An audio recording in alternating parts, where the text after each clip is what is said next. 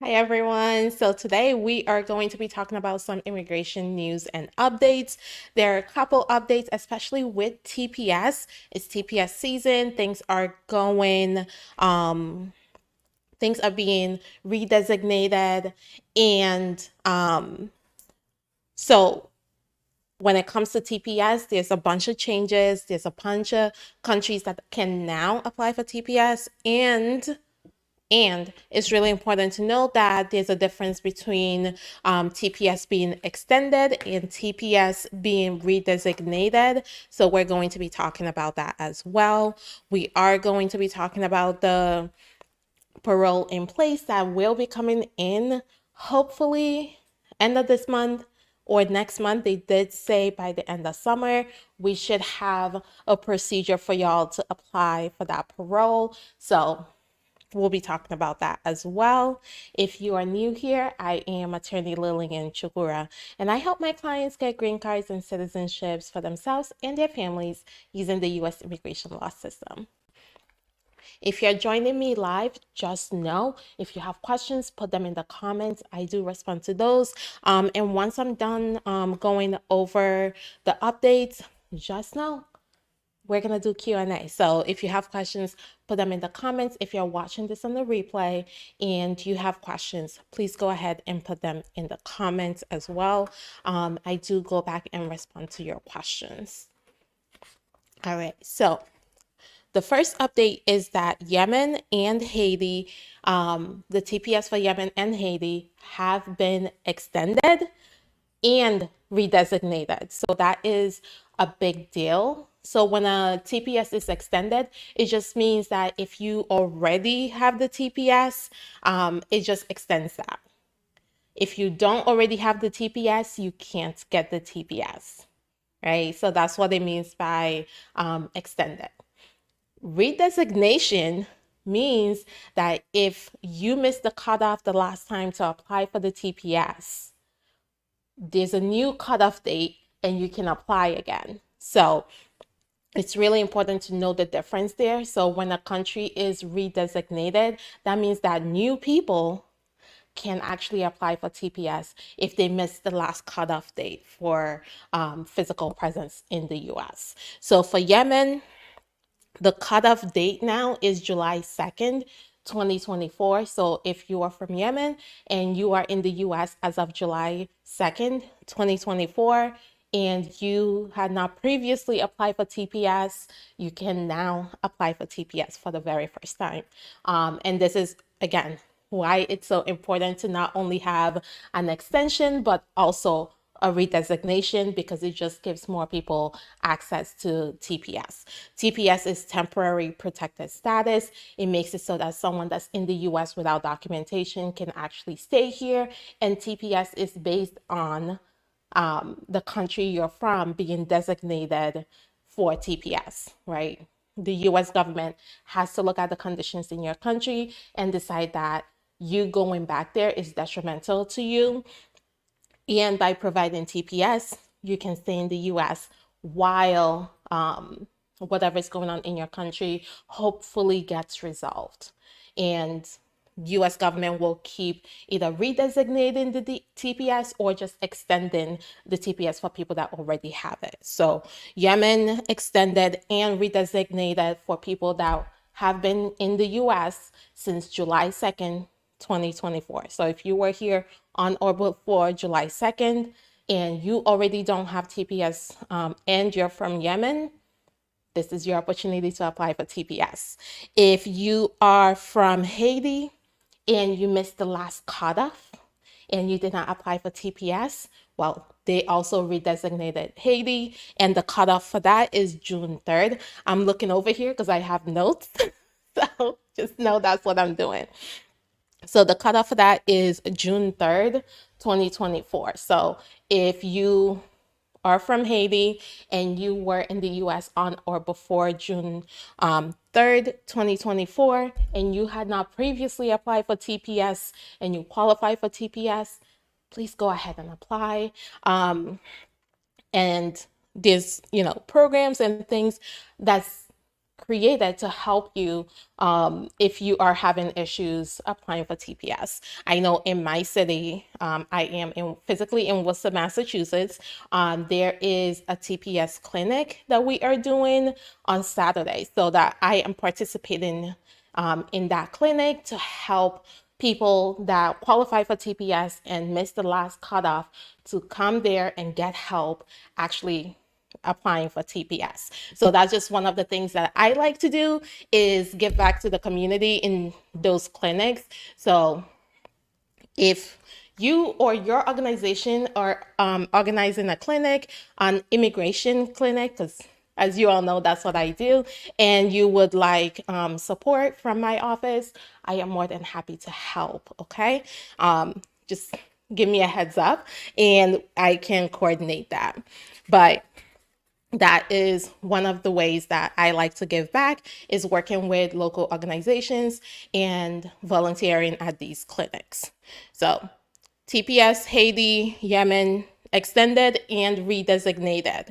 TPS for El Salvador, Honduras, Nepal, Nicaragua, and Sudan were extended. So that's why I say there's a difference between extending and redesignation. So the countries I just listed were extended, they were not redesignated. So if you missed the last cutoff to apply and you're from one of those countries, unfortunately, you are not able to apply now. But if you applied before and you were approved, your TPS will be extended. So that's really the key here. And then if you have work permit, which you should, if you have TPS, I typically suggest having that work permit. It will be automatically extended, but it may still be a good idea to go ahead and apply for a renewal of your work permit, just so you have a document that has a further away expiration date, right? Because right now it expired 2024 and they had to extend it. So your work permit will have an expiration date in 2024. If you do not apply for renewal, you can still work, but you wouldn't have really a valid ID. So you want to make sure that if that is important to you and you have the resources to do that, because again, there is a fee for all of these things. So if you have the resources to go ahead and renew your work permit as well. And then want to talk to you about the parole in place that was announced, because there's so many questions. I did a whole live on that a couple weeks ago. So if you want more detail on what that could look like, how you can prepare for it, go ahead and watch that video. But I do want to mention that we do not have a date yet of when the program will be released.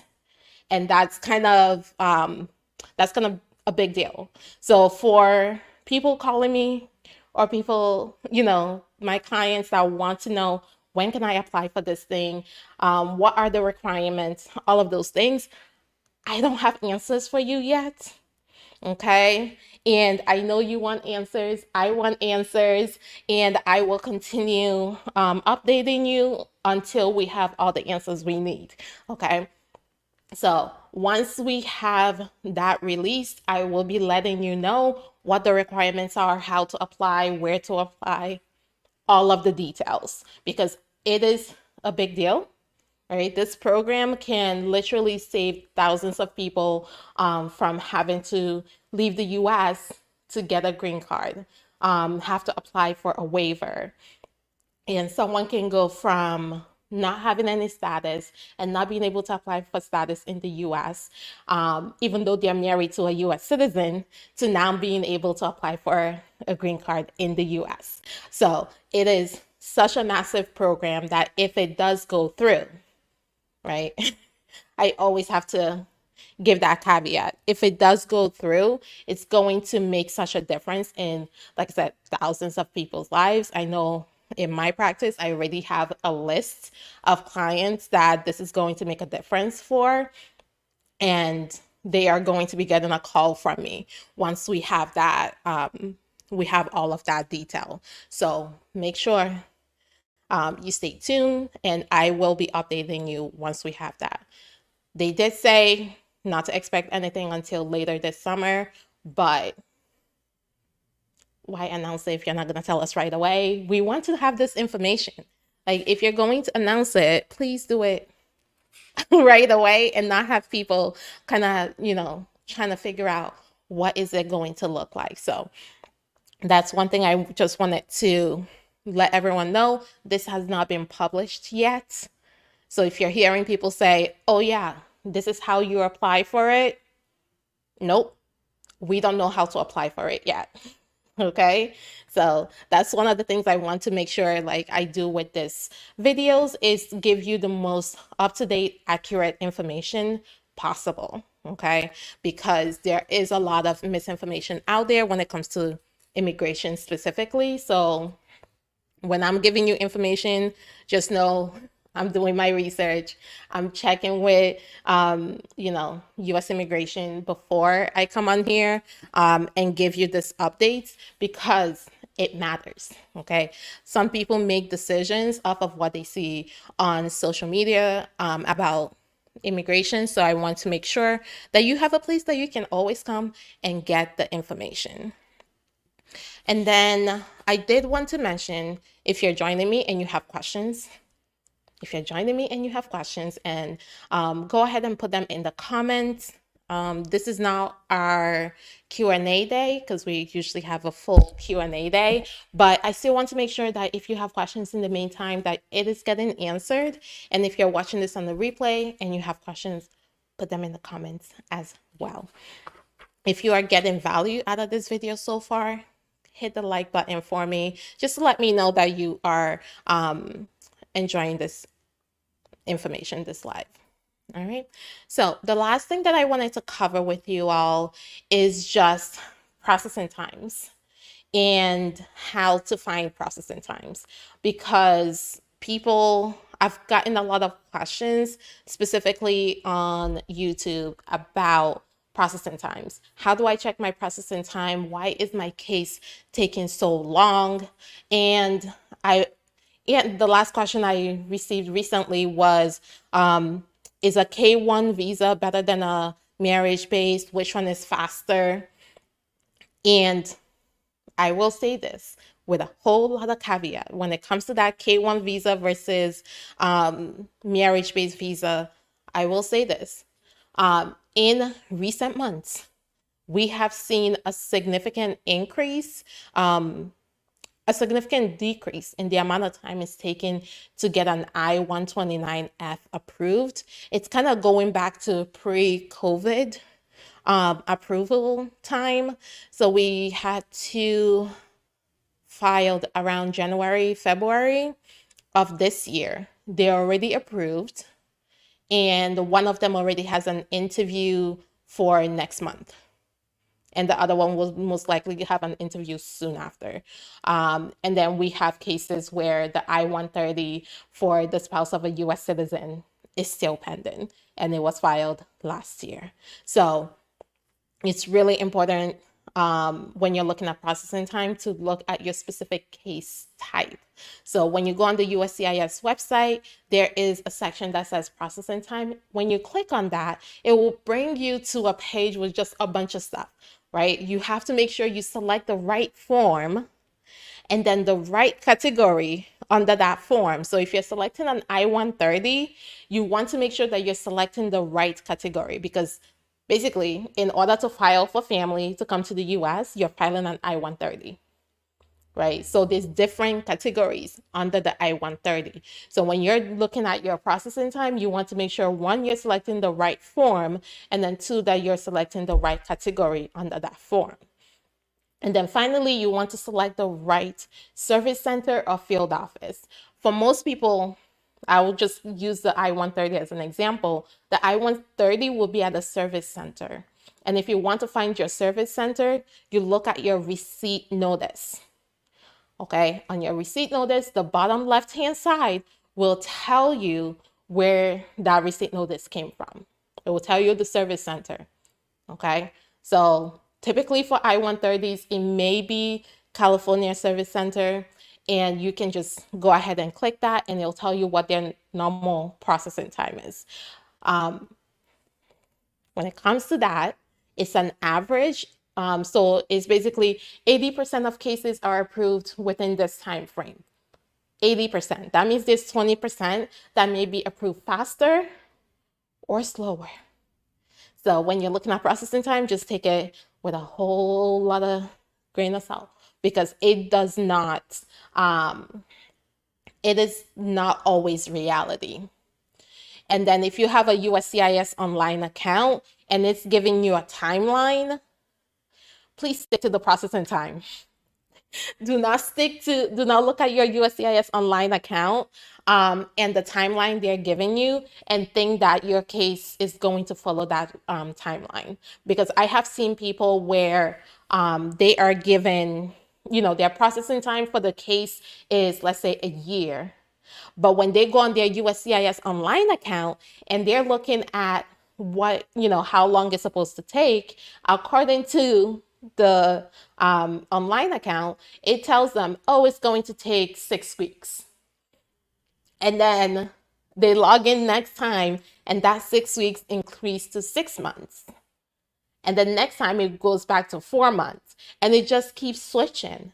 And people freak out, because if it goes from 6 weeks to 6 months, you're going to start thinking that there's something wrong with your case. There's a reason that it's now taking longer. And let me tell you, it's not you. It's just that online system has not been set up properly to track the actual processing time for your particular case. There's still a lot of tech behind the scenes that needs to be done right for that to actually work the way it's meant to work. So that's why I tell people, before you freak out on what your online account says, when it has that timeline, go and check the processing time. Because if you're still well within the processing time, that online account timeline is going to be moving back and forth. Okay? So just focus on the processing time. See if you're still within the processing time. And if you're outside of the normal processing time, that 80%, then you can do a service request. But if you're just relying on your online account that went from 6 weeks to 6 months, and you try to do a service request, it's going to reject it, because it will see it as still within the normal processing time. So you want to make sure that for you to get the most out of it, go ahead and look at the actual processing time on the USCIS website with your form number, the category, and the service center or field office that has your application. And then from there, if you think it's outside of the normal processing time, if you scroll down, it will let you put the date that you actually filed your application. So the date that USCIS received your application, which will be on your receipt notice, okay? If you put that date in, it will let you know, okay, you can file a service request or you cannot file a service request, okay? And if you cannot file a service request yet because your case is within the normal processing time, then it will give you the date that you can actually do that service request. So that's why I always tell people, go with the USCIS website, go with the processing time on there, because that's where you'll get the most information, okay? Because once you put that date of when USCIS received your forms, it will tell you when you can actually do a service request, so that you don't waste your time calling USCIS trying to get an update when they can't even do a service request for you over the phone. Okay, so don't waste your time. Check that. If it's, because I have an I-130 right now that that it is within the normal processing time. However, when I can do a service request is 2026. So that's why it's so important to check that, because then you're not wasting your time calling USCIS and having being on the phone for like minutes or hours waiting for someone to come on just to tell you it's within the normal processing time and you cannot do a service request. All right. If you have a reason to expedite your case, then of course, contact USCIS and request an expedite. But if you do not have a reason to expedite your case, then calling USCIS when your case is still within the normal processing time is not going to be helpful to you. So I did want to mention that because it's something that I have gotten so many questions about. And typically when people call me and they're like, my case is taking so long at USCIS, what is going on? The first thing I ask them for is the information I just gave you, right? I go on the USCIS processing time, I put in the form, the field office or the service center, and I look at that before anything else, because you want to have a clear picture of where you are in the process before you do anything else, right? You don't want to do things that will just waste your time. You want to make sure that whatever energy you're putting into your case is actually going to move it forward. All right. So if you have questions, as always, put them in the comments. If you do not have questions, I don't see any questions on YouTube, Facebook, or Instagram. So, but if you have questions and you're joining me, go ahead and put them in the comments. And if you are going through your own immigration journey and you just want to know what you qualify for, if we can help you in your process, you can go on my website, lilylegal.com, and click on contact us and actually schedule a time for me and you to have a conversation and see what you qualify for and how I can help you with that process. So I want to thank you all. Oh, and I did want to mention, if you want to know how to check your processing time, I do have a video on my channel where I walk you through step by step how to check your processing time, including looking at your receipt notice and making sure that you're selecting the right information when you get to the processing time site based on what's on your receipt notice. So if you want to take a look at that, it is already on the channel. It should be it's on the YouTube channel, and it should also be on Facebook if you're watching on Facebook. But thank you all so much for joining me. Like I said, if you have questions, put them in the comments.